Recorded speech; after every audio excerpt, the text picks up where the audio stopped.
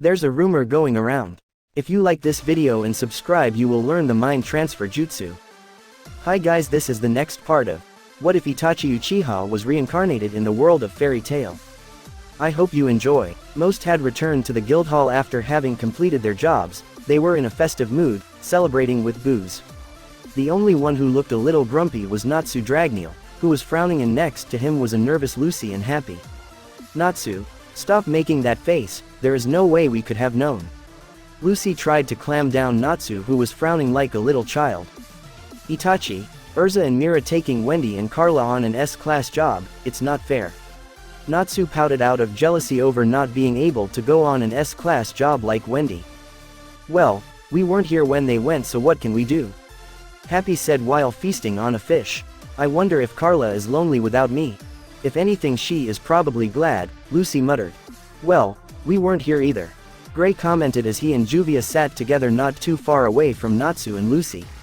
And you're not hearing me complain. By the way, where did you two lovebirds run off to? Kana walked up to Gray with a smug expression, ready to tease the hell out of him. To this comment Juvia blushed and Gray just raised a brow. Huh? Gray questioned when Kana suddenly placed her hands on his shoulders. Man, you sure have grown a pair, taking cute little Juvia out on a date. So, where did you two go? Kana teased, to which Gray blushed slightly and instantly stood up, pushing Kana's hands from his shoulders. It wasn't like that. I just had some business and Gray took Juvia with him to an island, and we shared a meal together. Juvia beamed with a smile while thinking back on the fond memories, with slight alterations of Gray feeding her. Oh, you dog, way to go ice boy. Kana snickered at Gray's reaction, as his blush grew and he started to tremble. I said it wasn't like that. Gray protested. Ah, you're so shy, you might break Juvia's heart if you keep saying stuff like that. Kana snickered even more while Gray felt defeated, as it didn't matter what he said at this point. Oi, Kana, Laxus called out to the guild's drunk, who diverted her attention from the embarrassed ice maker wizard to the lightning dragon slayer. Have you seen the old man? Laxus asked about his grandfather Makarov, who seemed absent. Huh, master. Last I saw him he went down to the guild's library. Kana looked towards the doorway leading to the guild library. I see. Laxus was about to walk towards the doorway to the guild library, but stopped when he heard the loud sound of the doors being slammed open from the main entrance to the guild. Everyone looked over to the main door, and saw Urza, Mira Jane, Wendy, Carla and an angry-looking Itachi up front. Everyone looked shocked when they saw the look on Itachi's face. For sure he was angry, but that anger wasn't directed at anyone in the guild. This made everyone wonder what could possibly have made him angry. Oi Itachi, what's the deal? Going on an S-class job without us? Natsu instantly marched over to Itachi but froze once he saw the look on Itachi's face. Hey, what's wrong man? You okay? Moo. Itachi spoke in a cold tone as he instantly walked towards the guild library, seeing as the master wasn't by the bar, and considering what he told him at the party at the royal palace he would be in the library. Rival, what's wrong? Laxus asked, but Itachi just walked right past him and entered the guild library, leaving everyone confused. The truth is, our job was cancelled. Mira Jane said, and everyone looked even more confused. Why would that make Itachi angry? The confusion was only cleared up by what Mira would say next. Our job was to take down dark guild branches from Oracion Cease and Grimoire Heart, but when we got to the location, everyone was dead. And from the looks of it, it was the work of that Sasori of the Akatsuki from Itachi's old world. That puppet guy. Laxus remembered how Itachi viewed the puppet master from seeing Itachi's memories, just like everyone else. No wonder he was pissed. Gray commented, sweating a little from seeing that look on Itachi's face. He then remembered the conversation he had with Mocha, the village demon elder from Galuna Island. What's more, it seems Sasori is working with Tartaros. We found the guild emblem at the scene. Urza added to the explanation, and everyone went silent. The last major dark guild in the country that hasn't been captured, and the most mysterious out of the Balam Alliance. Hey, if they come our way, we'll waste them. Just like the others, Natsu declared, as it seemed he has grown overconfident after having defeated Oracion Cease, Grimoire Heart, and won the Grand Magic Games. It might not be that easy, remember Hades? Lucy reminded Natsu of their battle with Grimoire Heart's master. Despite their best efforts, they were no match for him. It wasn't until Itachi used stage 1 of those black marks that Hades was defeated. For all we know, Tartaros could have even stronger members, and an even stronger master. True, and that Sasori might not be the only one from Itachi's world working with that guild. For all we know that Madara guy could be with them as well, and from what Itachi has told us even he is not match for Madara. Gray pointed out. Itachi is just being paranoid, if he and some of us team up we can waste that Madara. Natsu declared, looking excited to fight. As much as I want to believe that Natsu, I think it might be impossible. Laxus said while only staring at the door leading to the guild library. Should he go in after Itachi? Should he wait until he and Gramps were done talking and ask the old man what's going on then? For now, let's just wait and see what happens. There isn't much else we can do. I can't believe you, Laxus. Just put me in a room with that Sasori guy and I will waste him no problem. Natsu declared, but then with his enhanced dragon senses he heard someone trembling. He looked behind him and saw a horrified-looking Wendy, on the verge of tears. Wendy. And just like that everyone's attention were directed at little Wendy. Wendy, Myra's gaze softened upon the little dragon slayer and embraced her in a hug. 198. Sasori killed a total of 198 Dark Guild wizards. And from the looks of the scene it wasn't much of a struggle, he killed them with ease, including each of the Dark Guild's masters, and without alerting the knights stationed around the area. He even had spies within the royal army giving him intel. Don't tell me. Wendy saw. Lucy looked horrified over seeing the traumatized little Wendy. From the looks of it, those Dark Guild wizards had been dead for a whole day. Some of them were so torn up that their guts were spilled out on the floor. And that foul scent of death, for Wendy it must have been unbearable with her enhanced dragon slayer nose. Urza said with a look of sympathy at Wendy, as she herself remembered smelling the smell of death when she was a child in the Tower of Heaven. We should never have brought her with us. Urza clenched her fist out of guilt, and she knew Itachi felt the same way and that this was a part of why he was angry. Wendy hadn't said a word on their whole trip back to the guild, despite their best efforts. Carla in particular was worried for her best friend. Natsu clenched his fists out of frustration and anger. Alright then, just tell me when Itachi is ready to track that bastard down, I will make sure he pays. Natsu declared as flames flared around his body. I'm in, tell me when we're heading out. Gray was letting out a cold breeze from his body, also ready to beat down someone who made Wendy look so traumatized. We won't, Oni-san ordered so. Urza said, to which Natsu, Gray and several others looked outraged. What? Why not? Laxus was the one to ask the question. Believe me when I say I would like nothing more than to track down Sasori, but, according to Oni-san, Sasori is an expert on covering his tracks. And that it might be almost impossible to track him down. He said it would be nothing more than a waste of time. Urza explained, although that didn't help people calm down. Just bring me and Salamander, we'll use our dragon noses to track him down. Gajil declared, also looking to be letting out some frustration over seeing Wendy like this. Sasori has the body of a puppet, right? I doubt you could track him down. Besides, Itachi said that it's wiser to wait until our paths cross with Sasori. He knows him better than us, and from seeing his memories of the guy, I can't help but agree that this is the best option. Mira said, to which they calmed down somewhat at hearing this. Arg, I can't take this, I'm going on a job, let's go Happy. Natsu declared and grabbed the most difficult job on the normal quest board. I'm coming too. Gray declared, feeling the need to let out some aggression at something. Natsu, Happy and Gray quickly left after having confirmed with Mira that they were taking the job. I'm going too, Lily, let's go. Gajil grabbed a job request himself and Panther Lily followed, and for some reason so did Jet and Droy followed as well. Wendy, why don't you just come with me and I will make you some sweets? Mira tried to comfort the little dragon slayer, who only looked down while giving a small nod. Mira gently grabbed a hold of Wendy's hand and led her to the bar counter, and Carla followed after them. Meanwhile, down in the guild library, Itachi had explained the situation to Makarov. I see, poor Wendy, having to see that at her age. Are you planning on finding those two former comrades of yours? Makarov asked, and behind him was a pile of books. He had borrowed Levy's glasses to read quickly through the books and find anything about demon marks. So far, he hadn't found anything. I would, but I don't think there will be a point to it. If they are aligned with Tartaros, finding them will be even more difficult. From what Lahar has told me, no one, not even the ones in the black market, knows where Tartaros has their headquarters. The whole guild is a mystery, All we know about them is that they tend to do demonic rituals, or worship Zirf. Besides, knowing my former Akatsuki comrades, they will cross paths with us eventually. The only question is when. Itachi replied. He looked at the pile of books and then at the dwarf master. I take it you haven't found anything yet? Nope, not a thing. Just a few things about the demons of the Book of Zirf, nothing else. I will keep searching. You try and find more info on that Sasori, Kakuzu and Kisami's location.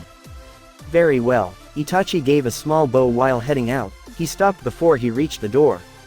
Master, you will tell me if you find something, right? Regardless. Of course, no matter how hard the news might be of what I find, I will tell you, regardless. Makarov replied and went back to searching through the next book, and Itachi then left. And no matter what you say, your family and fairy tale will help you with it, I promise. Makarov whispered to himself while he kept browsing through the book.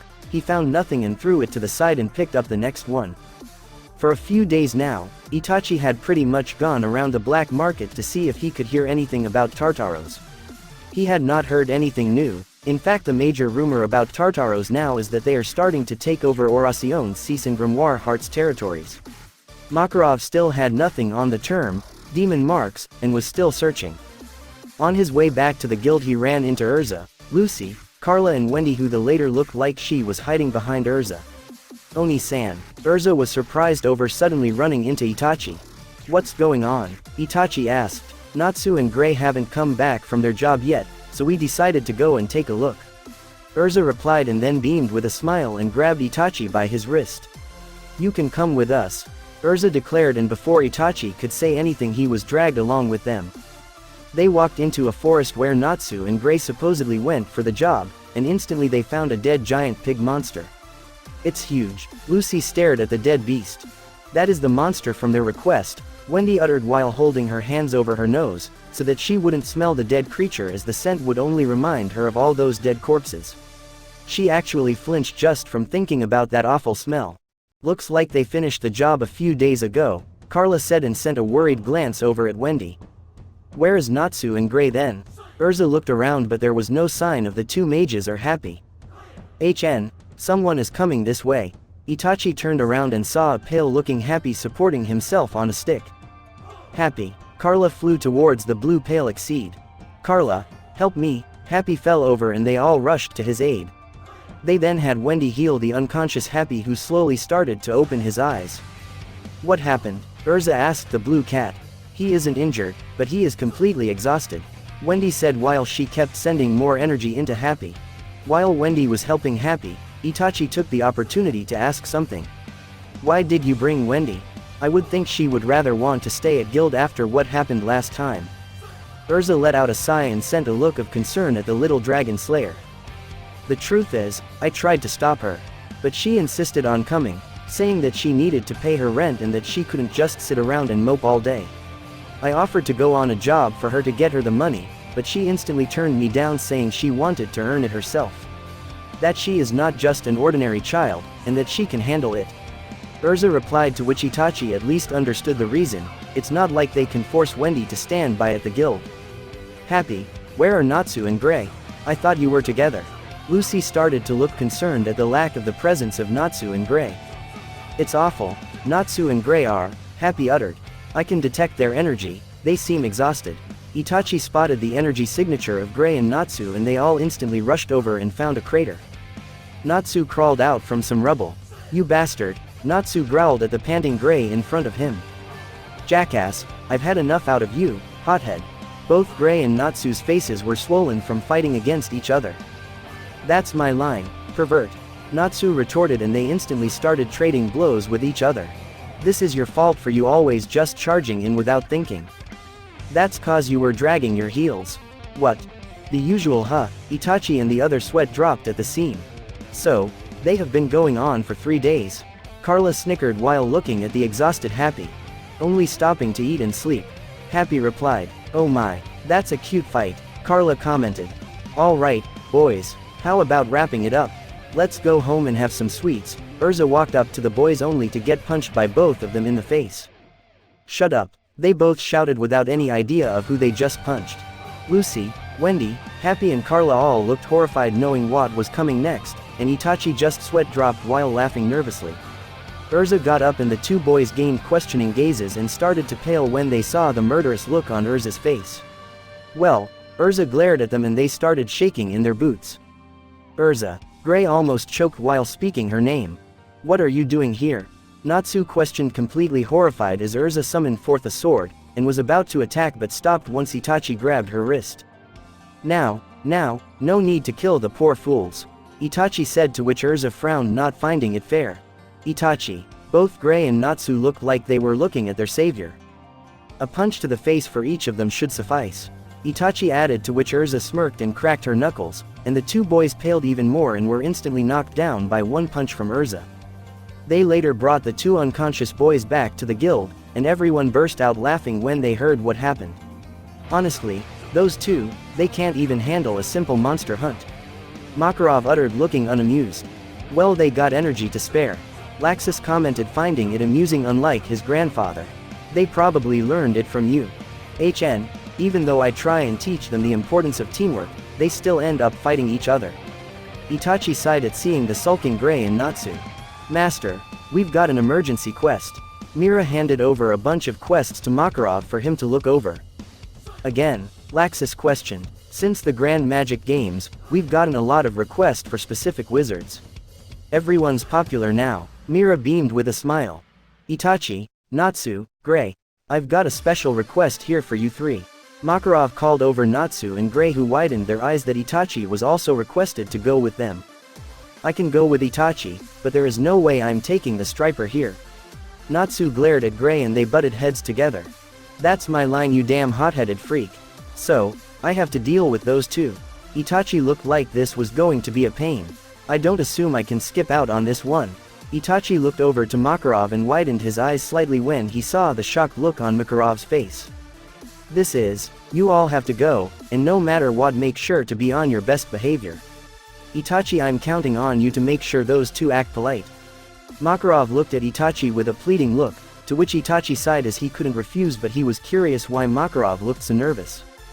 Okay, who's the client? Itachi accepted. The client is Warad Sequin. He's one of the 10 wizard saints, the 4th ranked one, and he's known as one of the 4 gods of Ishgard.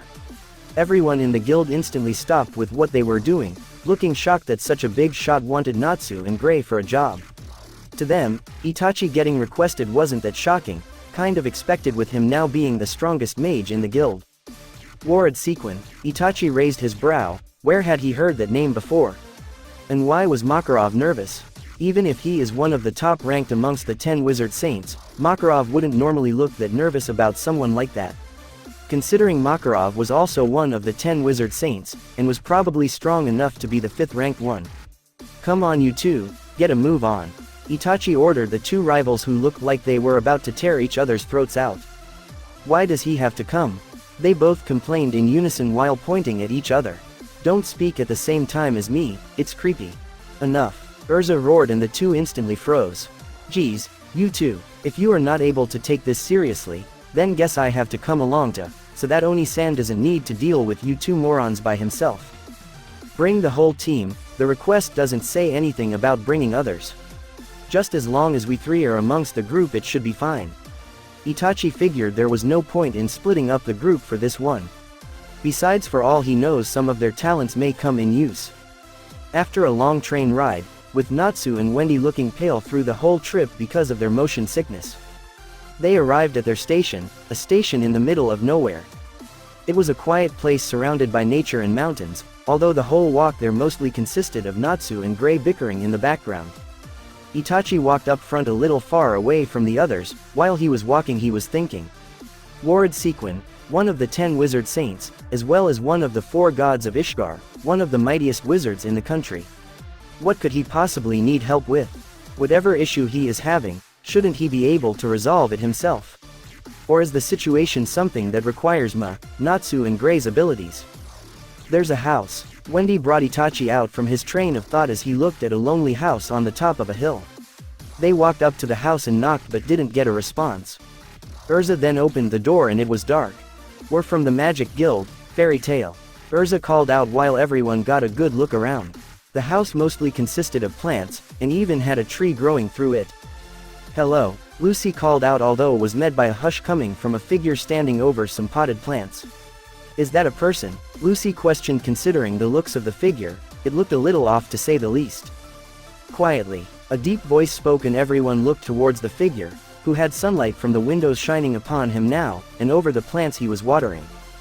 "Plants like silence. If you can understand that, keep your damned mouths shut." The voice, who everyone guessed was Ward, made both Lucy and Wendy cover their mouths to not utter a single peep. "Gotcha." Ward's tone changed and the light from the windows shined all around the room and all the flowers bloomed. "Kidding. Only kidding." Ward turned around and to everyone's surprise he looked like a tree. A tree with the face of an old human man. He was dressed in elegant robes with the symbol of the 10 wizard saints on the back. Actually, plants and flowers love human voices. Everyone started blankly at the laughing tree man. "Tree," Lucy uttered. "What's with this old man?" Natsu questioned. "Is he really some big shot?" Gray questioned. "His magic power, it's stronger than Master Makarov's to be sure," Itachi thought, seeing the amount of magic emitting from this old tree man. "And also, he looks familiar." Itachi narrowed his gaze at the wizard saint. "Thank you for coming, fairy tale wizards. Which of you are Itachi-kun, Natsu-kun and Gray-kun?" Ward asked, and the three in question stepped forward, although Ward then picked up Happy and Carla. "What's this? You're more feline than I imagined, and there is only 2 of you." Natsu, Gray and Itachi sweat dropped at the old man's behavior. "Kidding. Only kidding." Ward laughed at his own joke that went in bad taste for the fairy tale wizards. "This old man is on the hyper side, huh?" Lucy's sweat dropped, to which Urza hummed in agreement. Everyone stared in disbelief as Ward was still laughing. "He is still laughing at his own joke," Gray uttered. "Should we interrupt?" Natsu was unsure of what to do here. "Excuse me, you are Ward Sequin of the 10 Wizard Saints, correct?" Itachi asked, not having time for these jokes. "Indeed, I am Ward Sequin." The old man looked like he was about to make another joke, although seeing that serious look in Itachi's eyes prevented him from doing so.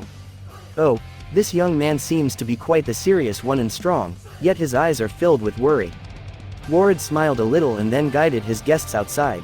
"Ever since I retired, I've been puttering around with my plants out here in the desert." Ward sat them down. "Retired? You were with a guild, Ward-sama?" Urza asked, to which Ward let out an amused laughter at remembering the past. "It was a good guild. And now I halt spreading desertification with my green magic," Ward said as a flower grew from his hand. "Some people call it a charitable activity, but it's just a hobby to me. Because of that, I've traveled to many deserts here and there over the years. Last time, I came across a peculiar village."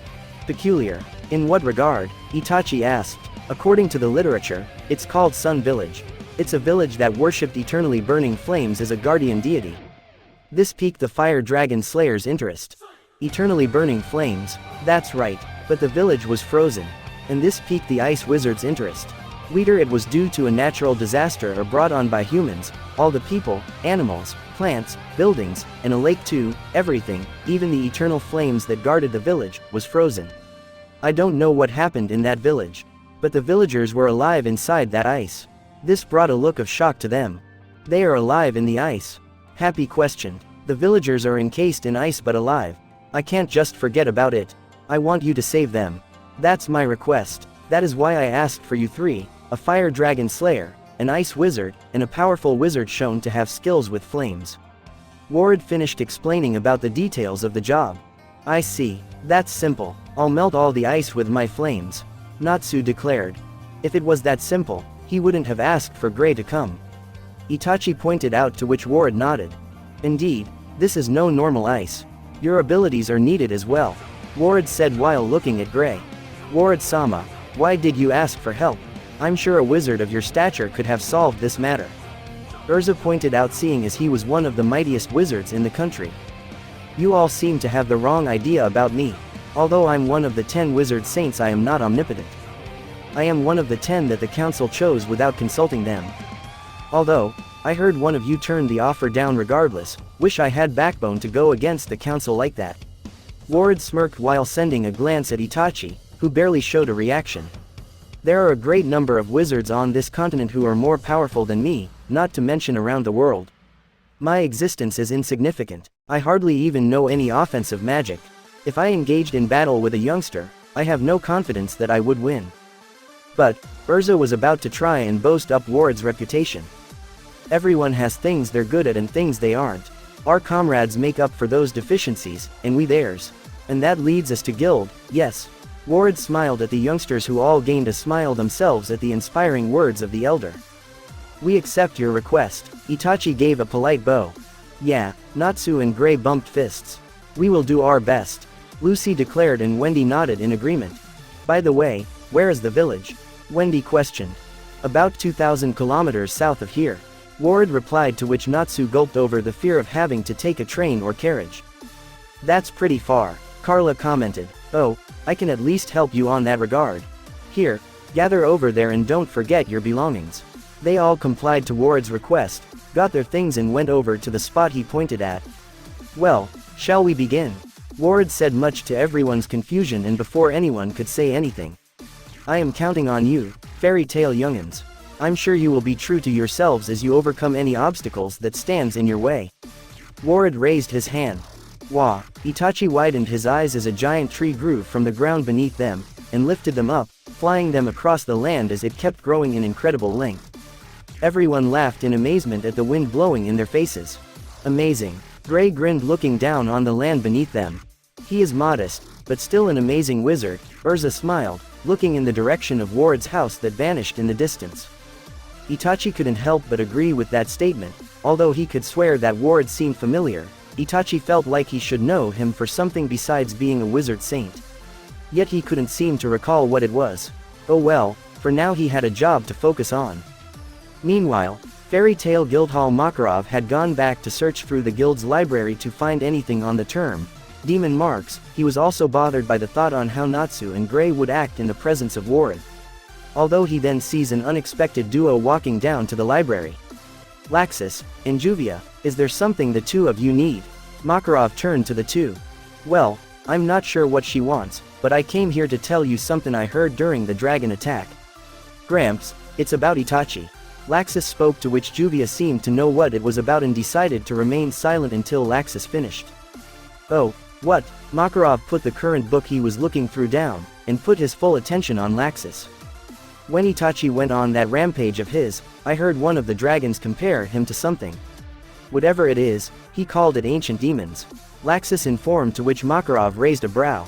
Ancient demons, that's a new one. Makarov considered this a hint to further his investigation. Thank you, Laxus. And now Juvia, what did you come for? Makarov turned his attention towards Juvia, wondering if she had something like that to help his investigation, or if it involved following Gray on his newest job. The truth is, Juvia and Gray-sama went to Galuna Island the day we came back to the guild. Juvia said, to which both grandfather and grandson paid closer attention, wondering what that had to do with the situation. Gray-sama thought he could find some answers on the term ancient demons, and Gray-sama told Juvia to give this information to you, master, before he left. Juvia then began explaining every single last detail they had learned about the term ancient demons on Galuna Island, and to say Makarov and Laxus looked shocked was putting it mildly. Seriously, some old demons are connected to that power in Itachi? Laxus questioned, and then he noticed Makarov quickly returning to his search, grabbing a new book. Thank you, you too. This information will really help. Makarov spoke with appreciation as the list of books he had to go through had shortened thanks to Juvia and Laxus information. Please, don't let this be as dangerous as I think, Makarov thought as he browsed through book after book. Having given the info, both Laxus and Juvia left the master to continue his search. Back with Itachi and County as they were flying on the giant tree that kept on growing, they eventually noticed a village beneath them, although it was reflecting light from the sun, seeing as the whole thing was frozen in ice. The tree then started going downwards, and stopped at the proper height for them to jump down from. That was quick, Gray commented as he took a good look around. Thanks to Ward-sama, we got here in no time at all. Urza praised the skill of the wizard saint. Wendy, who was standing close to Urza while staying a little out of sight, peeked around and smiled. That's amazing magic. He's not one of the 10 wizard saints for nothing, Carla added. Itachi walked right away over to the light purple like iced over rocks. He gently touched the ice, leading his hand across it. It doesn't seem to be ordinary ice, Itachi commented, and Gray looked astonished as he also investigated this strange ice. Itachi flinched a little as he cut his index finger on an ice crystal. He looked at the cut and saw a trail of his red blood run down from his finger. What's this strange feeling? Itachi narrowed his gaze at the cut. He put his finger in his mouth cleaning the cut, and spitted some blood to the side. Sun Village lies just ahead, Urza said, looking into the frozen valley leading to what appeared to be frozen buildings in the distance. They wasted no time and walked in the solid frozen village. Everyone looked amazed at the giant village that was completely frozen over. In fact, giant was the right word to describe the village. The houses, the gate, the towers, Itachi and his group looked like mere ants in comparison. Everything really is frozen over. Lucy looked around in amazement that something, or someone had the power to do this. There were supposed to be frozen villagers as well, although I don't see any, Urza commented as she looked around to see if she could find anyone. They then all stopped when they saw a giant of a frozen warrior-looking man. They're huge, Natsu and Happy screamed in surprise as they saw multiple frozen giants of barbarian-looking men. Giants, Itachi blinked in amazement as he looked around. A village of giants. He was once again surprised what this world had to offer. If such things as dragons existed, why not giants as well? Itachi thought, and then he cast a glance over at Gray, who looked to be troubled. Is something wrong? Lucy asked the ice wizard. When I see something gigantic frozen in ice like this, I can't help but thinking about. Gray clenched his fist while shaking slightly. Deliora, Lucy uttered, remembering their mission on Galuna Island. Itachi, knowing of Gray's past with his master from before, looked away and back at the frozen village. While he wasn't looking, Gray looked over at Itachi, remembering what he learned at Galuna Island, and for a second Itachi's image was replaced with him having black demonic claws for his arms. Gray shook his head and put his focus on the job in front of him. This is a surprise. I didn't think humans this big existed. Urza looked amazed at the frozen giants. Anyway, we gotta save these people. I'll melt the ice with my flames. Natsu put his fiery hands onto the feet of one of the giants, and started generating waves of fire trying to melt the ice. Yet not a single drop fell from the frozen giant. Forget it, Natsu, it won't work, Itachi said, to which Natsu stopped and looked over at Itachi for an answer. Then what are we supposed to do? Natsu asked. I could use my Amaterasu, although it will be difficult to deactivate the flames without hurting the giants once they are unfrozen. We need to find another solution. Gray, do you have any suggestions? Itachi looked over at Gray, who put his hand on the ice, trying to see if he could find out how strong the ice is. Well, I don't think Natsu at full power could melt the ice. Maybe he could free one villager before he runs out of magic power. And your Amaterasu might work, although like you said it's too risky to use. Whoever did this, I've never seen ice like this or felt magic like this. It is different somehow. Gray analyzed the ice and frowned, wondering who could possibly possess such power.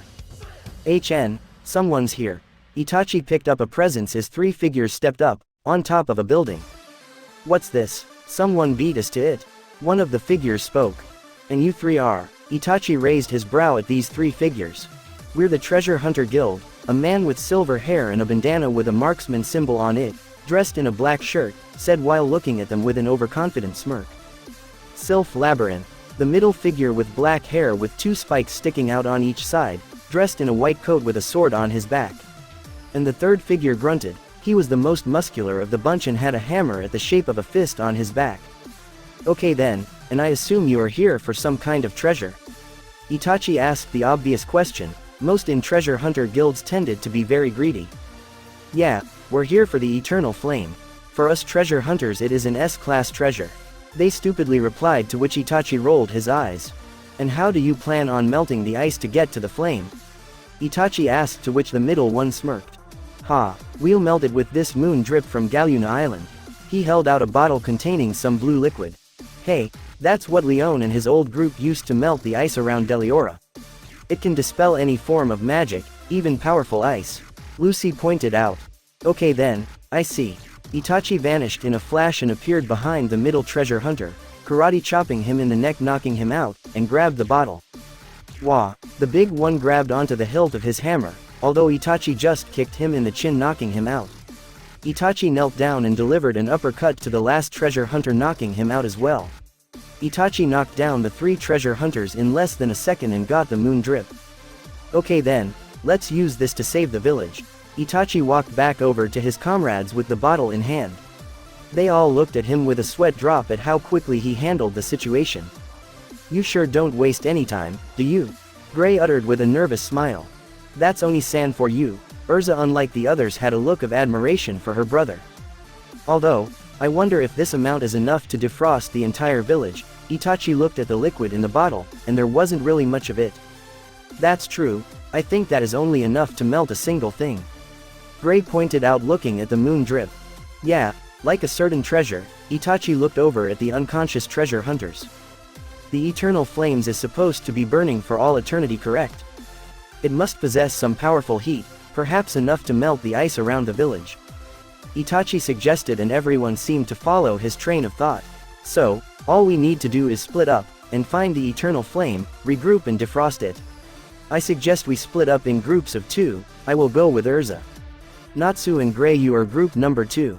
Lucy and Wendy are group number 3. And Happy and Carla, you two will scout the sky and report to all of us if you find the eternal flame," Itachi instructed, and all besides 2 nodded. "I'm not going with him." Both Natsu and Gray whined and pointed at each other. "Go," Urza commanded in a strict tone, and both, not wanting to feel Urza's wrath, rushed away at full speed to a random direction in the village. They could both be heard screaming as they ran. "Well, let's go, Wendy." Lucy gently grabbed onto Wendy's hand, although the little dragon slayer looked at the unconscious treasure hunters. And in her mind, they were amongst the bodies of all those dark guild wizards. Just the thought of it made her sick to the stomach. "Wendy, are you sure you're alright?" Lucy gently asked, and Wendy responded with a nod, and they walked in the opposite direction from Natsu and Gray. Happy and Carla flew up into the sky to scout over the village. "Now then, let's go and see what we can find." Itachi and Urza walked towards to what seemed to be the center of the village. However, unknown to them, a single figure looked at them from a distance with a hateful glare and a wicked smirk. "Oni-san, something's been bothering me with these giants," Urza pointed out, and they both took a closer look at the closest of the frozen villagers. What they all shared in common were 2 things. 1, they all had their weapons ready. 2, they were all facing the same direction. Looks like they are ready to protect something. Whatever happened here must have involved the eternal flame. Seeing as it is their sacred guardian, if someone was to mess with it, everyone would most likely go on the defensive. They must be on their way to protect the eternal flame, Itachi concluded, and they both rushed towards the direction the giants were facing. They followed the direction all the giants were facing until they arrived at a mountain of ice. Maybe there is some shrine on that mountain with the eternal flame, Urza figured, and they rushed towards the mountain, although something bothered Itachi about that mountain. It looked too small to be considered a mountain for the giants, and it was within the village's border, and the shape of the frozen rocks looked strange. Then it hit him, and Itachi stopped running and stared in awe at the so-called frozen mountain. Urza also stopped running, looking back with a confused look at her brother. "Urza, that is no mountain," Itachi said, to which Urza looked at the pile of ice with a raised brow, and then widened her eyes, seeing it as well. "I think we found the eternal flame." Itachi then looked even more surprised at the sound of his voice. It sounded lighter than normal, and as he tried to take a step he tripped. "Oh, Oni-san, what happened to you?" Urza looked in confusion at her brother, although then her armor and skirt fell off, leaving her in her black shirt that looked like a dress on her now. She shrank, she looked like a little kid. And not only her, so did Itachi. What's going on?" Urza questioned as she got a good look at herself. What the? Itachi looked at himself, seeing his baggy clothes, and his jacket fell off.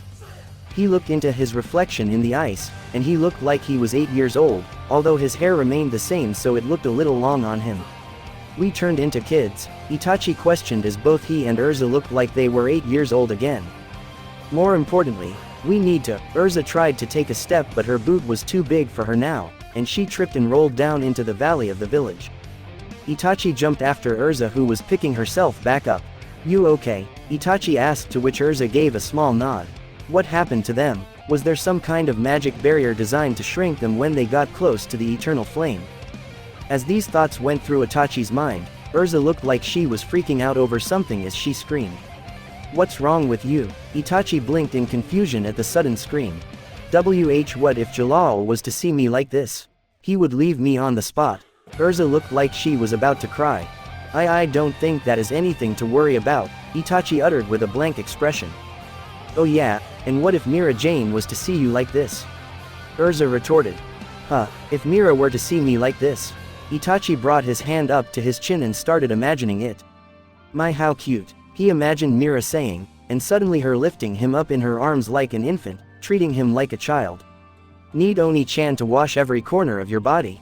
He then imagined Mira taking him with her to the baths. Okay, priority 1, find a way to turn back to normal. I wonder what you imagined just now. Urza uttered with a genuine curious tried to focus on activating his Sharingan. His powers worked as normal as he analyzed the area with his eyes. Can you find anything? Urza asked, knowing her brother well enough that he would investigate the area to see what was going on. Nothing seems to be out of the ordinary. There isn't any kind of barrier around us that could have done this. Itachi then picked up on something and instantly turned to 3 different locations. I'm picking up 2 unknown energy signatures, and another one that looks familiar. One in the sky, one in the west of the village and one close to us. Is it those treasure hunters from earlier? Urza questioned. No, whoever they are much stronger than those treasure hunters. In fact, one of them feels an awful lot like. Itachi instantly jumped to the side as the ground beneath him exploded. He turned around to face the culprit. Sabertooths, Minerva. Itachi glared at the previous ace of the Sabertooth Guild, who mysteriously vanished after the Grand Magic Games. Meanwhile, with Gray and Natsu. Why am I stuck with you? Natsu was heard shouting. That's my line, Flamebrain. Gray was also heard shouting as they were running while butting heads. What was that, you damn stripper? Natsu retorted, although they both suddenly tripped as they shrank. What the?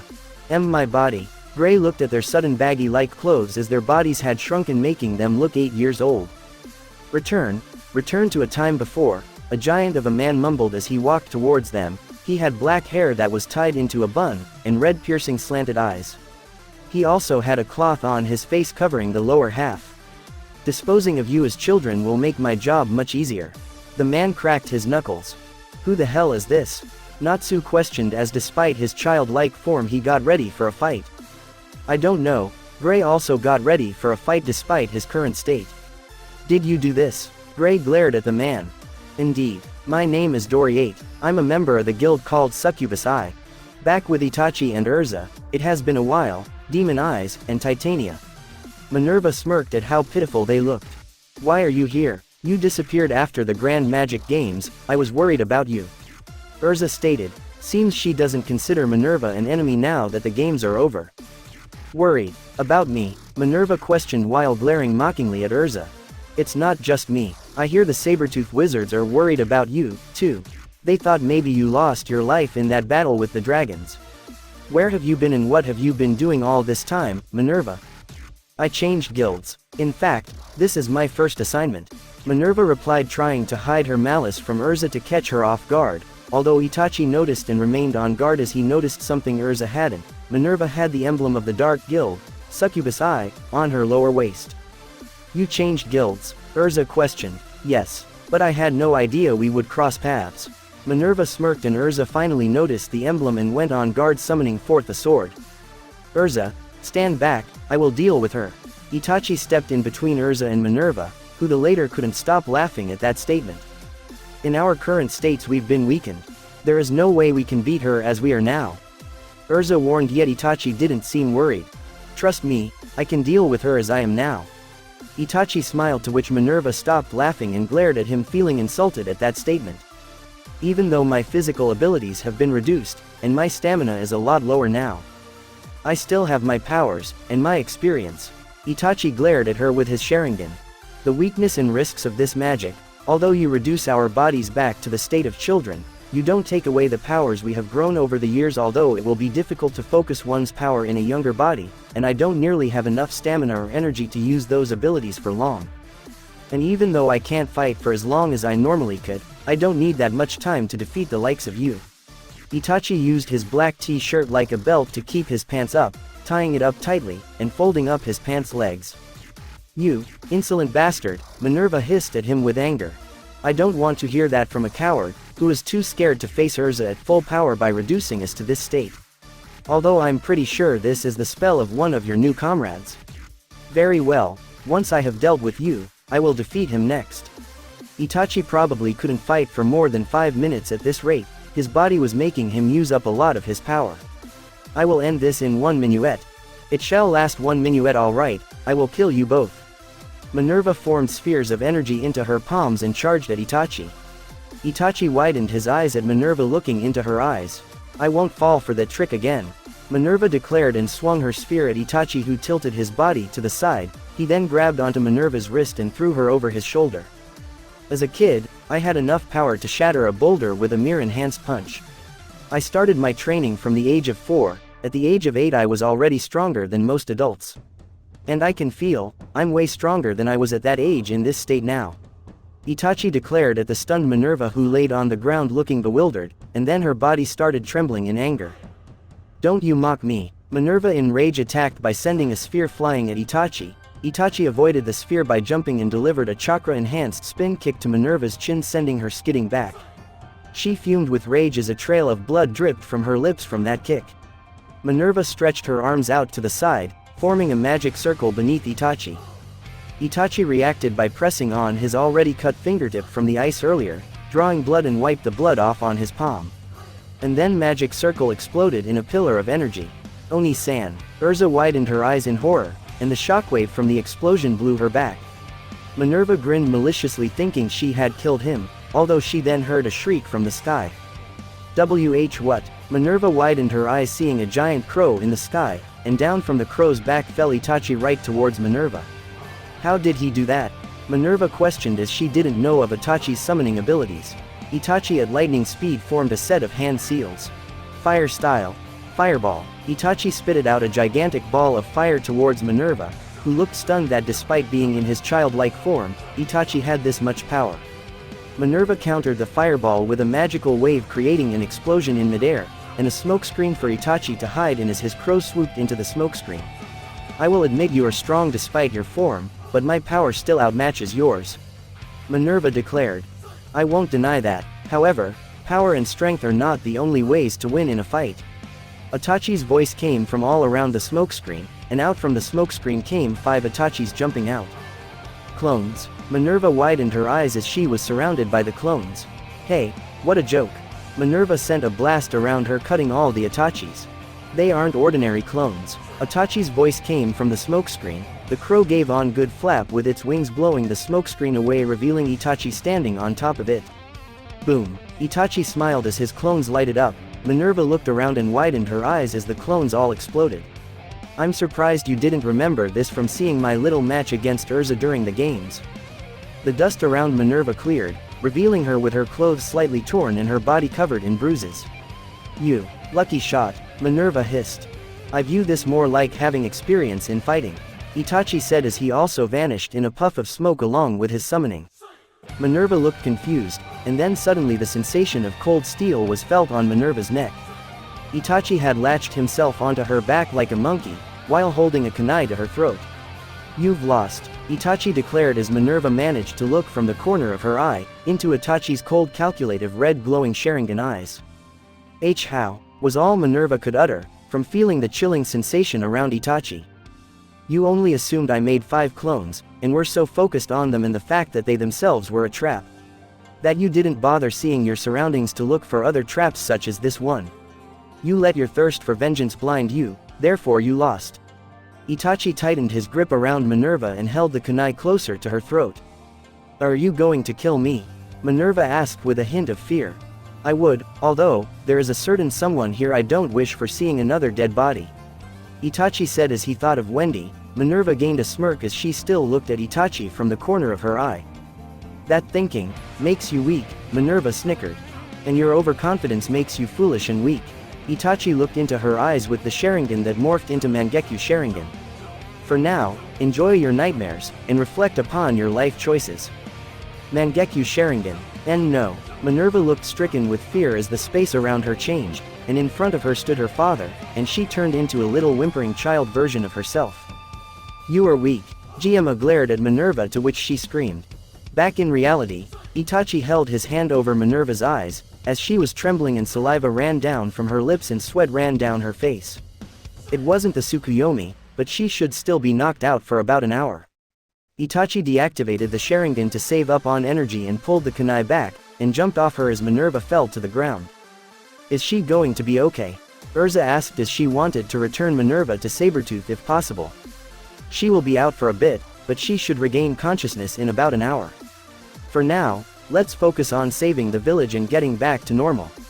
Itachi replied and turned around to walk away from the unconscious Minerva, and Urza peeked at the form of Minerva for a few seconds before following Itachi. Meanwhile, Lucy and Wendy were sneaking around in the frozen forest area looking for the eternal flame. And Wendy struggled not falling from the slippery ice constantly.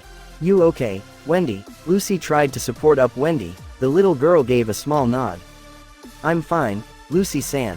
Thank you. Wendy gave Lucy a small smile, although Wendy's nose then twitched picking up the scent of gunpowder. Look out. Wendy pushed Lucy to the side as bullets grazed the icy ground where Lucy once stood. And then out from the forest came two figures, one wielding a sword and the other a hammer. Wendy blocked the hammer strike with her foot. It was the three treasure hunters, having woken up after being knocked out by Itachi. Lucy rolled to the side as the one with the sword smashed his blade into the ground next to her. Oi, ladies, where is that friend of yours that stole the moon drip?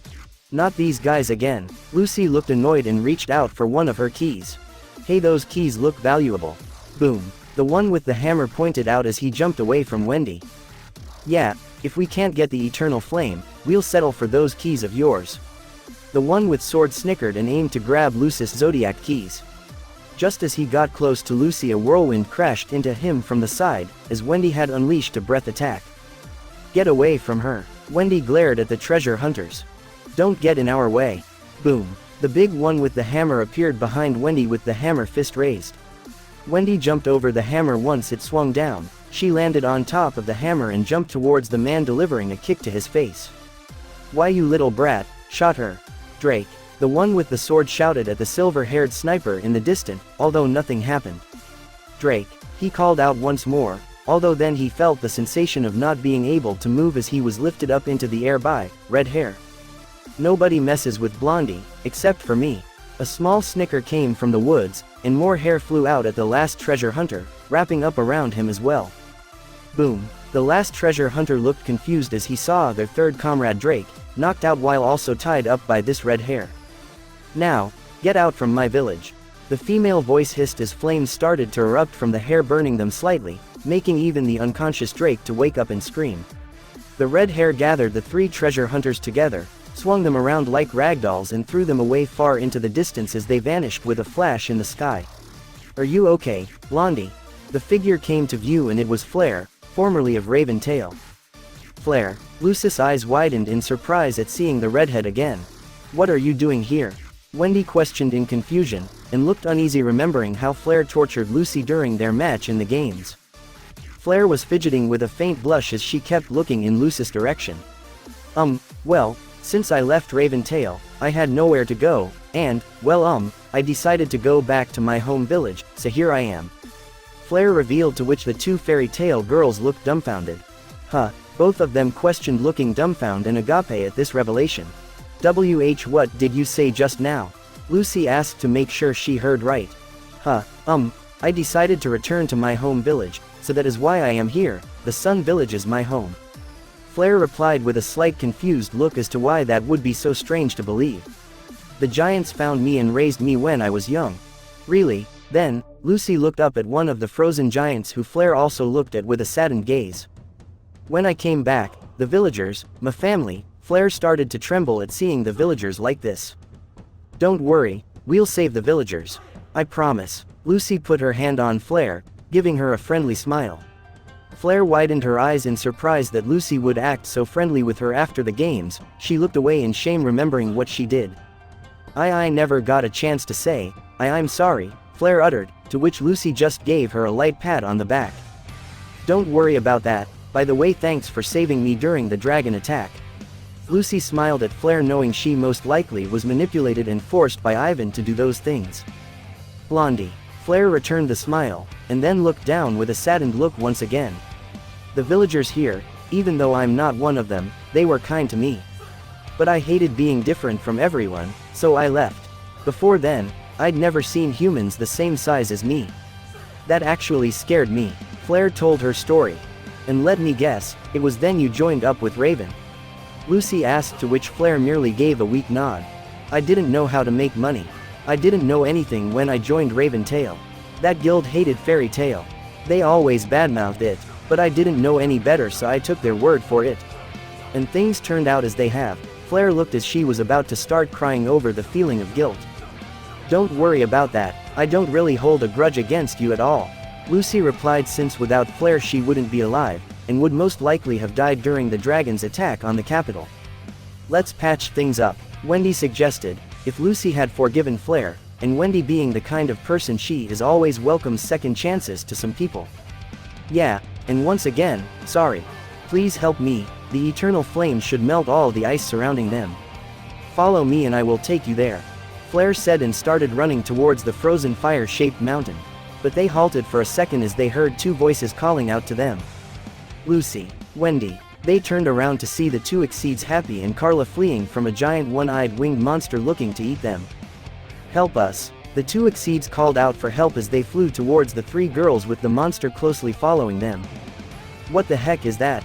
Lucy questioned in disgust at the creature, as it was unlike any monster they had seen before. That's the bird creature that those two other mages came in with, Flare replied, having spotted Doriate and Minerva flying into the village earlier, yet she didn't really know who those two were as she couldn't get a good view on them earlier. Meanwhile, the now child versions of Natsu and Gray avoided a strike from Doriate. Are you that much of a coward that you need to weaken your opponents to fight? Gray questioned, to which Doriate growled and threw another punch towards the ice wizard. Gray grabbed onto his fist and froze it in ice cold. Doriate flinched in surprise at his sudden frozen hand. He shook it off, breaking the ice off from his hand. You're just a punk after all. Natsu charged up as much fire as he could in his current state and threw a punch, although it didn't seem to affect Doriate in the slightest. Damn it! Natsu jumped back to avoid Doriate's punch. Damn it! Gray focused his maker magic to make a wall of ice to block the rampaging Doriate, although he couldn't use that much magic power, seeing as his supply has dropped significantly in his child state. He needed to conserve as much power as possible. Got ya! Natsu used this opportunity to jump onto this bulky man, wrapping his tiny arms around Doriate's head. Get lost, damn brat! Doriate grabbed Natsu by the head and threw him away, although as Natsu was thrown away he had managed to pull off the cloth on Doriate's face, and what they saw was surprising to say the least. Doriate's mouth looked deformed. He had demonic-like fangs sticking out from every corner of his mouth. What's the deal with his mouth? Gray questioned as memories of Deliora came to mind, being surrounded by so many things that only reminded him of his past.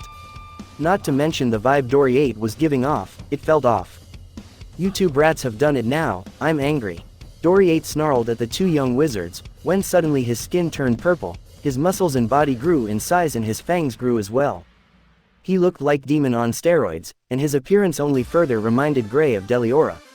I will devour you. The young Gray started shaking and screaming as images of his dead parents, his hometown destroyed, or giving her life to protect Gray and defeat Deliora. Oh, that happens sometimes. When I reduce your age, you tend to get some flashbacks here and there. You poor little thing, not that I care. Doriate laughed manically and swung his fist down. Gray, Natsu shouted, trying to bring Gray out of it, but to no avail. It appeared as if Gray would get squashed like a bug by this demon hybrid monster.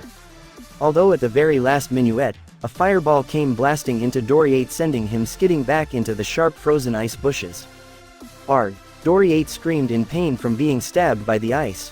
What are you spacing out for, Gray? Child versions of Itachi and Urza arrived. Urza instantly went to assist Gray, who was still shaken up. Gray, Gray, Urza called out, although Gray didn't respond, to which Urza slapped him. Snap out of it. Gray looked still a little afraid, as he was trembling and slowly looked over at Urza. Urza, Gray uttered weakly, to which Urza smiled. Seems you finally came back, come on now, let's finish this job. Urza held her hand out, which Gray accepted and pulled him back up. Sorry, but this guy just reminded me so much of Deliora, I just couldn't move. Gray shook of his fears and glared at Doriate, who crawled back up. I thought Minerva was supposed to kill you too. Doriate expressed his confusion on Minerva's absence. To this, Natsu and Gray flinched at hearing that name. Minerva, the one from Saber? Natsu questioned. I've already defeated her, now I'm here for you. Itachi replied as he activated his Sharingan, although truth be told he could probably only fight for 2 more minutes in his current state. Even though I lowered your abilities, you still defeated her. Impossible, I lowered your power to be weaker than her. She should have annihilated you. Doriate started to shake a little over the potential power in Itachi. Like I told Minerva, power isn't all it takes to win a battle. Although I doubt a mere brute as yourself can understand. Itachi wasted no time and leapt towards Doriate while forming hand seals. Fire style. Grand Fireball. Itachi yet again spitted out a ball of fire, although this one was twice as big as the last one. Doriate widened his eyes in disbelief and brought his arms in an X formation to block the incoming blast. The fireball blew right up in his face, sending him skidding back, dragging up some of the ice. Itachi narrowed his gaze at the ice crystals. He grabbed one that looked sharp and threw it at Doriate. Doriate tilted his head to the side, yet the ice crystal, although barely grazed him, gave him quite the cut on his face. I see, so that's how it is. Itachi narrowed his gaze at Doriate and jumped back to the others. Gray, do you think you can use this ice somehow to attack him? Itachi questioned while panting a little, which didn't go unnoticed by the others. Are you okay, man? Gray asked, looking concerned, and put his hand on Itachi's shoulder, who slapped Gray's hand away. I will be fine, but answer the question. Itachi could probably only keep this fight going for 1 more minuet before he was done. Maybe. I think so. Why do you ask? Gray questioned and looked over at Doriate and noticed the cut on his cheek. Ah, you don't mean that. For some reason this ice is his weakness, so use it. I will keep him occupied as long as I can. Urza, Natsu, you two back me up. Itachi instructed, and Urza gave a nod and readied her sword, while Natsu gathered as much flames as he could into his fists. Let's go. Itachi charged up front, snatching some more ice crystals from the ground. He threw them like they were shurikens, and Doriate flinched as he got various cuts on his body. Urza exploited this and stabbed her sword into one of the cuts, expanding the wound. Arg!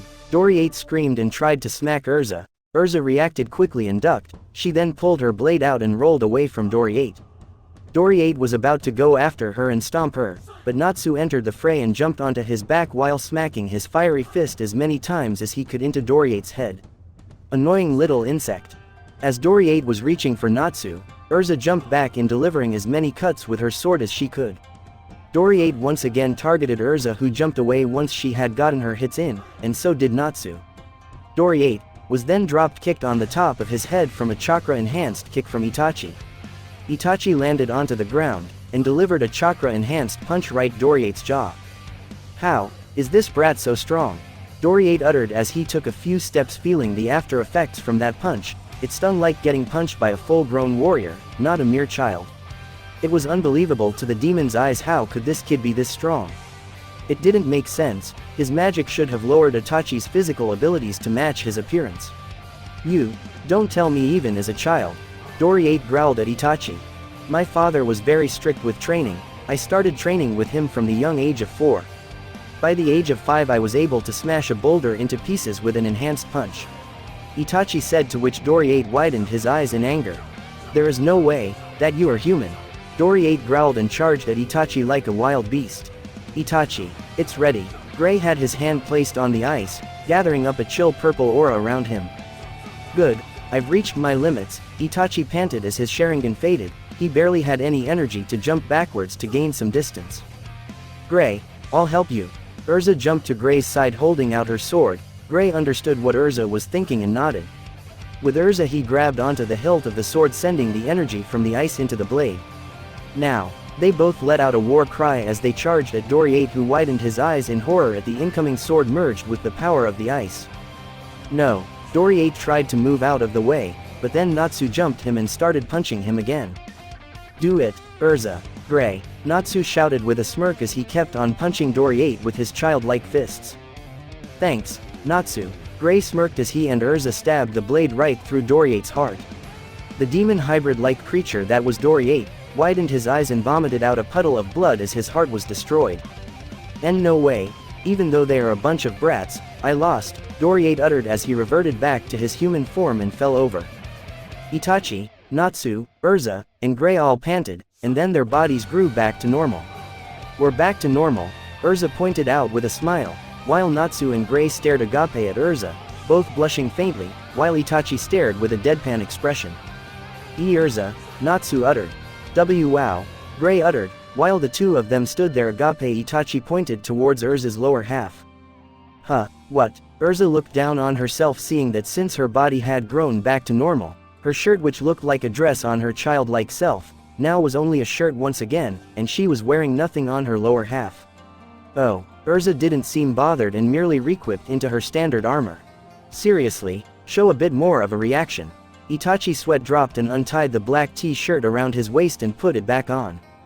Dory then let out a laughter as he was slowly dying. You fools, you have opened it, the gates of hell, there is no stopping it now, such an act cannot be undone. Dory uttered his final words of warning while laughing weakly. Eventually he stopped as he bled out and died on the spot. Gates of hell? Urza questioned. Itachi narrowed his gaze at the dead Dory. Was he perhaps talking about Tartaros? Itachi thought, although he was brought out from his train of thought when they heard a loud noise. They all turned to a certain direction where they heard what sounded like fighting. That's the direction where Lucy and Wendy went. Once Itachi said that, they all rushed towards the source of the sound to help their comrades in need. Meanwhile, Lucy summoned forth Loke, who used his Regulus impact to hold the bird monster at bay, while Wendy unleashed a mighty breath attack at the creature, knocking it back. And while Flare tried to wrap it with her hair and burn it, but the creature kept breaking free. What the heck is this thing made of? It keeps coming back no matter what we throw at it. Lucy also summoned forth Taurus to hold of the beast with his superior strength, yet the bird creature was able to push through. And it was aiming for Lucy, looking ready to devour her. Fire Dragon. Iron Fist. Natsu arrived and slammed his fiery fist right into the creature's eye. They had come in riding on Itachi's giant crow summoning. The creature shook of Natsu's attack and tried to attack again, but this time Itachi's giant crow charged into it. Itachi and the others jumped off from the crow, as it flew into the sky, leading the bird monster creature away with it. You guys okay? Itachi stopped right up as he spotted Flare. What's she doing here? Gray questioned, not having forgotten what she did to Lucy at the games, and neither had Urza. Wait, she helped us, she's not our enemy, Lucy spoke in Flare's defense. Itachi narrowed his gaze at Flare, thinking back on how he killed the rest of Raven Tail during the dragon attack. And what's worse of all, he felt this sudden urge to finish what he started by killing Flare. Or at least something within him gave him that feeling. He shook it off. Doesn't matter, we have a job to do, to save the village. Itachi's statement shocked Gray a little, although Urza seemed to agree with Itachi, and if Lucy swore she wasn't an enemy, she would take her word for it. Anyway, Flare is actually from this village. The giants raised her, she wants to help us save her home and family, Lucy explained, to which they all eyed the shy-looking Flare. Very well, let's move on to the Eternal Flame. My crow will only be able to distract that creature for so long before it vanishes. Once we have saved the village, we can take care of that bird should it attack again, Itachi declared, and they all moved on to the Eternal Flame. They gathered in front of the frozen mountain tall fire, and Itachi brought out the moon drip he stole from those treasure hunters. He looked at the bottle and back at the frozen fire. I don't think this will be enough to unfreeze the entire fire, but it should at least make an opening. Maybe the heat from the flames can get to the rest of the ice with just a little air. Itachi poured down every last bit of moon drip onto the frozen fire. Everyone waited in anticipation, as the moon drip melted through a small part of the ice, creating a fist-sized hole. They waited with hopeful looks, yet nothing happened. What's going on? Gray questioned, and Itachi went to take a peek inside the hole. He then stepped back with his eyes closed, and a trail of blood dripped down from his right eye. Amaterasu. Itachi opened his eyes and his Mangekyo Sharingan flared up in a bright red flash, as the mountain pile of ice covering the supposed eternal flame flared up in a blazing black fire. Everyone backed up a bit from the heat besides Itachi and Natsu. They stared in awe at the black flames burning brightly, making it look like the eternal flame turned black. Black flames? Flared questioned with a look of awe. What did you do that for?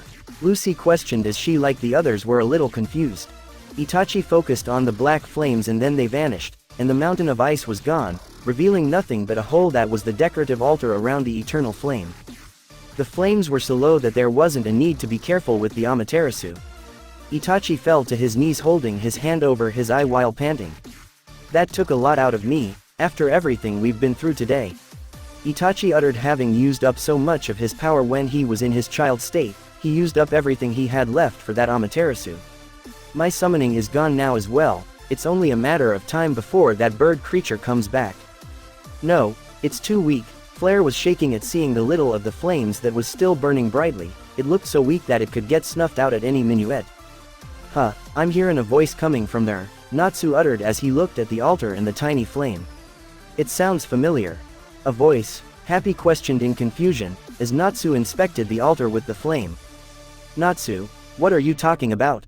A voice, Lucy questioned as everyone looked confused at Natsu's statement. Natsu widened his eyes as he remembered the voice. He then inhaled his breath and unleashed as much of his flames as he could in one breath attack into the altar. I'm not done yet. Natsu unleashed a fury barrage of fire attacks into the altar, and the flames burst back to life, exploding with a mighty glow that shined across the village. The flames, or a light. Flare shed tears of joy over seeing the guardian deity still burning as brightly as she remembered. Natsu leapt down to Happy, smiling over hearing the voice. Happy, take me over to the eternal flame. Natsu looked down at his confused partner. Why? Happy questioned and Natsu responded by giving him a look, and Happy didn't argue. He brought out his wings and grabbed onto Natsu, flying him up to the flames. Wendy, Natsu called out to the younger dragon slayer, who nodded, went on her knees and let out a green light, and the flames started moving wildly and taking shape. The voice I heard, it was you. Natsu smiled as the flames gained a face, the face of a dragon, Atlas Flame. It has been 400 years, son of Igneo. Atlas Flame greeted Natsu, and everyone else besides Wendy and Natsu widened their eyes in disbelief. He's one of the dragons that came out of Eclipse. Lucy uttered, staring at the dragon in awe. Atlas Flame, Itachi uttered, and instantly he knew what he had to do. 400 years. I've been burning for 400 years. So, you've been alive all this time, uncle. Natsu beamed with glee over being reunited with someone he now considered family. Alive? No, not quite. My magic, Milky Way, shaped his soul into this form. Wendy explained. Yes, I remember, I'm dead. And it happened long ago. I'm from this village, could you tell me what happened here? Flare asked the dragon her people considered their guardian deity. It was the work of one man. He mistook me for some kind of demon, and trying to dispose of me, he turned my whole world to ice. Atlas Flame explained, to which everyone looked surprised that a single ice wizard was able to freeze the entire village alone. He was a wizard who hunts for demons, a devil slayer. Everyone widened their eyes at hearing of the third form for slaying magic, Devil Slayer magic. Magic designed to slay demons. Gray questioned as it now made sense why the ice in this village affected Dory 8. An ice devil slayer. Please, save the village, shine your light on this village once more. Flare went on her knees before Atlas Flame and begged. Please, guardian deity. Flare, Lucy uttered, feeling sorry for the young lady. I am Atlas Flame, also the eternal flame, the creator of this village. My village's woes are my pain. My village's sadness are my tears. With the last lingering scent of my soul and the son of Igneal's flames, I shall save this village. Atlas Flame unleashed what he had left of power to set the village free. His soul is starting to disappear. Wendy uttered. Wait, Itachi shouted as he walked up to Atlas Flame, who looked down on him. I need to talk to you. You, ah yes, the human who possesses demon marks. Atlas Flame recognized Itachi, and everyone looked over at Itachi with confusion, at hearing the term demon marks. Demon marks, is he talking about those black marks? Urza questioned. She remembered Itachi during his rampage against the dragons, and looked worried for her brother. Tell me, what are demon marks? Itachi asked his question, to which Atlas Flame narrowed his gaze at Itachi. Ah yes, I didn't have time to tell you back then. Atlas Flame was about to begin his explanation on the term, and Itachi waited in anticipation. Meanwhile, back in the Fairy Tale Guild's library, a horrified-looking Makarov dropped a book he was holding, his body trembling at what he had discovered. No, it's impossible, it can't be. Itachi, Makarov uttered with sweat running down his forehead. Back with the others in Sun Village. Demon marks is a technique used by what is known as the ancient demons. It is used to amplify a demon's physical abilities. They use it by focusing on their darkness magic ability that surges through their body, making black flame-like markings appear on their body as a result. It is also said that only high-level demons have the ability of manipulating darkness to that level.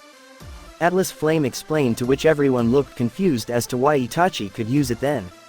400 years ago, Zirf tricked the ancient demon's top 13 elite fighters and sealed them away. However, it is rumored that he stole some of their DNA and powers before sealing them away. Using their powers to amplify abilities of his followers, and using their DNA for creating those vile demons of the Book of Zirf. So, Zirf must have used the power of darkness in an attempt to make Itachi his follower. Gray questioned as they all looked at Itachi, while Flare was confused by all of this new information. That I do not know, only the Black Wizard himself can give you that answer. What I do know is that he used the DNA to create demons such as END, said to be the leader amongst all of Zerif's demons. A demon so powerful, even Igneel couldn't destroy it. Atlas Flame revealed, to which Natsu flinched, a being Igneel couldn't defeat. It was unthinkable to him. END. Natsu growled at uttering that name. But before END came to be, he created one more foul beast. Atlas Flame revealed, to which they all paid close attention to learn more. The Demon of Extinction, the very first demon Zirf created and the strongest, named E for short. The one responsible for my death, a demon with the appearance of a mere human child wielding immense power. I never stood a chance against that demon, and I was killed on this spot, yet my body kept burning for all these years. Flashback. 400 years ago, Atlas Flame stood before the Black Wizard Zirf, who smiled emotionlessly at him. A dragon, a perfect test for my precious E, Zirf declared as he held out a book, and out from it came a shadowy figure of a mere child. You are, Zirf, and a human child. No, this feels like a demon, Atlas Flame uttered. Attack. Zirf ordered, and the child leapt towards Atlas Flame, his eyes glowing a glint of purple. After a long-fought battle, the terrain around Atlas Flame's village was completely changed, that the maps would need to be redrawn. A beaten Atlas Flame was growling on the ground, not even able to stand.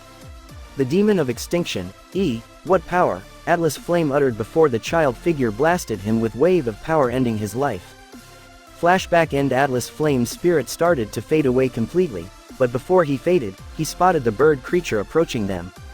Perish, demonic bird. Atlas Flame growled at the bird, burning it to ashes in almost an instant with his hellfire. Farewell, son of Igneel, Natsu Dragneel. Atlas Flame's soul vanished, and all that was left was the flaming remains of his corpse.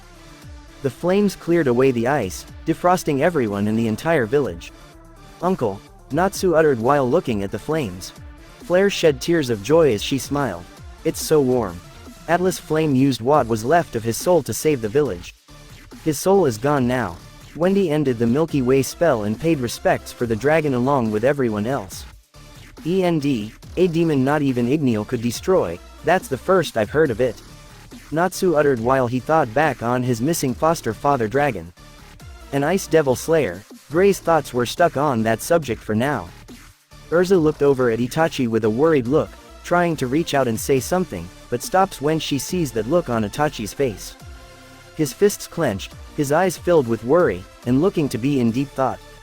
The power of darkness, ancient demons, the demons of the Book of Zirf, END, and the Demon of Extinction, E. I see, so that's how it is. Itachi looked up at the burning eternal flame, giving the remains of Atlas Flame a thankful look, and prayed that his soul finally gets some well-deserved rest.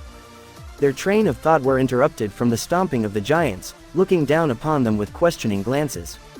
They explained the situation to the giants, and before they knew it, a party was arranged in their honor.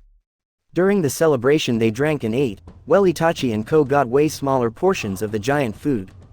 While the celebration went on, Itachi, Urza and Gray had a subtle discussion involving those gates of hell Doriate mentioned before he died. So, we can assume this Ice Devil Slayer is a member of Tartaros, along with some of my former Akatsuki comrades. Itachi went over the information they had gained. Yeah, but still, what do we do about it? Gray questioned. I would have liked to get more information on Tartaros from Minerva. However, when I went to recover her, she was gone.